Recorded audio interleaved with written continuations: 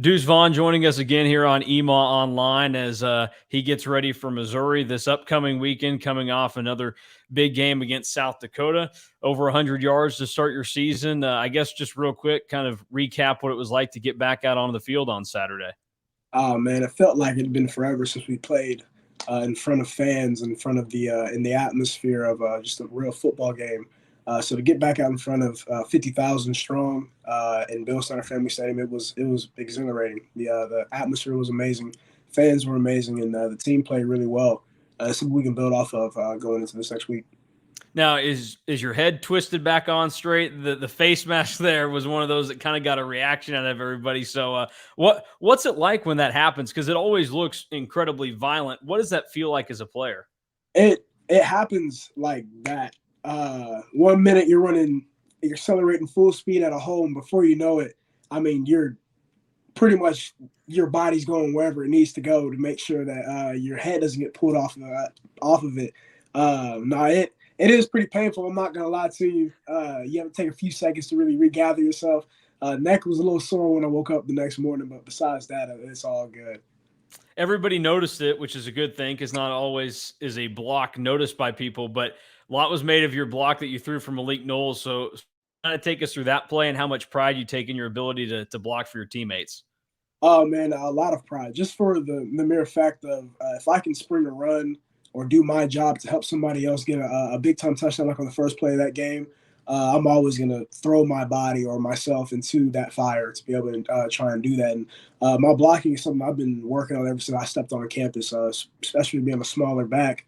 It's one of the limitations that I was given. In a sense, people said I wouldn't be able to block well or be I guess, an efficient blocker. And something that I worked on over the offseason with Coach True and his staff gaining weight to be able to move guys that are a little bit bigger than myself. And then also just making sure that I was getting with my coaches and things like that to really just make up a game plan to be able to block in the open field. And got to the point where we had been repping that for the past 2 to 3 weeks, that play. And we had always talked, if it all comes together, you'll be on that boundary side safety. And man, as soon as I saw him, I just kind of accelerated into his chest, tried to get up under his pads, and I was successful. It's one of those things. It was really cool, especially being on the first play of the game as well. Have you had a teammate in practice that you've been able to light up on a block like that, like you did Uh, the South Dakota player? no, man, we simply just hitting up on stuff, trying to keep everybody safe. But I knew as soon if I could just accelerate into him, it would probably take care of itself. One of the guys that was flying around the field and lighting people up was Kobe Savage on Saturday. What's that like for you to watch from the sidelines? And I know you said you're trying to keep everybody healthy, but have you ever had to wear anything from Kobe Savage? I've not had to wear anything from Kobe Savage, but he does run through his leverage every single play at practice. I mean, from the moment he stepped on campus, you can see him flying around, and whenever we're doing just a tag tempo drill, you'll see him fly across your face, and you're like, "Who was that?" And it was Kobe. So you always wonder, well, is it going to be like that whenever the bullets start flying in the game? And man, it was exactly like that. Endless juice whenever he does that. Whenever he hits somebody on the sideline, and you're right there. You see it, and the entire team gets fired up, and he's somebody that's gonna be a spark plug for us in the entire year. You got your first experience in game with Adrian Martinez as your quarterback. What was that like, and how would you kind of assess how things went on Saturday, and also some of the things that need to happen moving forward? 100%, man. It was big time. Just for the mere fact that we've been practicing together, repping things together for the past 7 months, and to finally do it wearing the K State purple, wearing the power cap on the side of our helmet together, is one of the things we've been talking about for a very, very long time. And to get out there and be able to do that and be successful, I feel like we had a really, really, really good running game. That's a testament to our offensive line to the point where he was the game manager for us. He was somebody that came out there whenever things needed to be checked, whenever things needed to be changed to a certain look. He was comfortable in doing that. And man, that's 100% a testament to him for the preparation that he put in for that game to be able to put us in the right position to be successful. And then going forward, of course, it's going to be just wanting more from the entire offense, open up the playbook even more, things like that, and really showing everybody exactly what we can do on that side of the ball. One of the things that I've thought about watching you play over these last 2 years plus one game now is you seem to take hits better than anybody in football. Where guys can come in, hit you at a weird angle, but you still I mean, it's going to sound kind of cheesy or whatever, but it's kind of like a cat. You always seem to land on your feet and be in the right position. Do you think there's any reason for that, or is that something you've worked on? How does it always seem like you're able to take a hit better than anybody else? I'd say it's more of a feel thing. A lot of things, especially being a running back, you're never going to see a hole open up or see something on the backside open up, but you can definitely feel it. It's something that Eric Dickerson talked about in a podcast one time, and he explained it perfectly. And I wish I could recreate exactly what he said, but it's a feel thing. It's one of the things where you can feel a defender coming. You may not even see him in your peripheral, but you can feel that sense of somebody coming up to you, so you can brace for it. And then watching film with Coach Anderson from last year, it's one of the things where I always fall on my back. And I couldn't tell you exactly how I do it or why, but I stay off my shoulders by doing that, falling on my back any way that I can. Whether I'm getting tackled by three guys, I'm trying to fall on my back to take off any just stressors on my sternum, like sternum and just shoulders and things like that. Coach Kleiman talked about being able to take some of the workload off of you this past weekend. You stayed under 20 carries, try to keep things light because of the lead. What did you think of DJ Giddens when he got in there to kind of spell you? It was big time. Somebody that I was super excited to see out on the football field just because of the progress I've seen for the past year that he's been here mentally, physically, and to see him get out there and not only score his first touchdown but run the ball efficiently was something that was it was really encouraging because he's only going to build off of that. He got the jitters out of the way. He got the first game kind of not mistakes, but things like, of course, you can learn from under his belt. And I'm super excited to see what he does this season because, man, he's going to be a big-time football player for us. He's going to contribute in a big-time way. There was a steady rotation of offensive linemen for you guys on Saturday. Does that impact you in any way as a running back when it's different guys shuffling in and out or switching positions around on the offensive line? Not necessarily, just because of the fact that I understand that they're being coached by Coach Riley, somebody that is going to have his boys prepared to go. And I understand that they're all getting coached the exact same way. And Coach Riley's philosophy and the way that he coaches is going to get those boys right for Saturday. And so anytime we're rotating young guys or an older guy or just even transfers that came in probably 2 years ago and are in the program, I understand that they have the techniques, they have they know exactly what they're doing. And I have the same exact confidence as anybody that's rotating in there at any position just because of that fact. You mentioned Coach Riley. Well, everybody that you talk to around K-State has great things to say about him. But I want to ask you about a coach on the offensive side and a coach on the defensive side. So if you got to play with any of your coaches or against them, which would it be offensively and which would it be defensively? Okay, so if I got to play with someone on offense, definitely Like if you take them from like when they were playing, because I can send it to you, but I have a pretty funny picture of Coach Clanderman when he was playing college football that you might be interested in seeing. I'm very interested in seeing that because I want to know exactly what he looked like. But I definitely have to see that one. But offensively, definitely Coach Klein. I gotta play with Coach Klein. Because he's somebody that I watched growing up whenever I was in middle school and things like that. So to see him and to be able to play next to him, I want to see the type of competitor that he was because I see the type of competitor that he is as an offensive coordinator and a coach. I love to see it on the football field inside those lines. And then on defense, I gotta go with Coach Malone. I played in the league for the Lions. He played at Texas.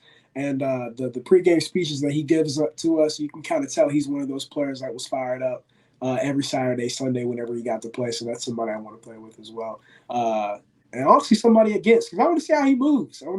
He's an older man now, but I want to see how he moves out in the open field. Well, that's those are good answers. I think I assumed that Colin would probably be the way that you went on offense, just because. I mean, I something came up today where I think on YouTube a random clip from their game against Iowa State in 2012, and it was just kind of incredible to go back and watch that. So I figured that'd probably be a pretty fun guy for you to get to play with because you two would be pretty dynamic together. So 100%.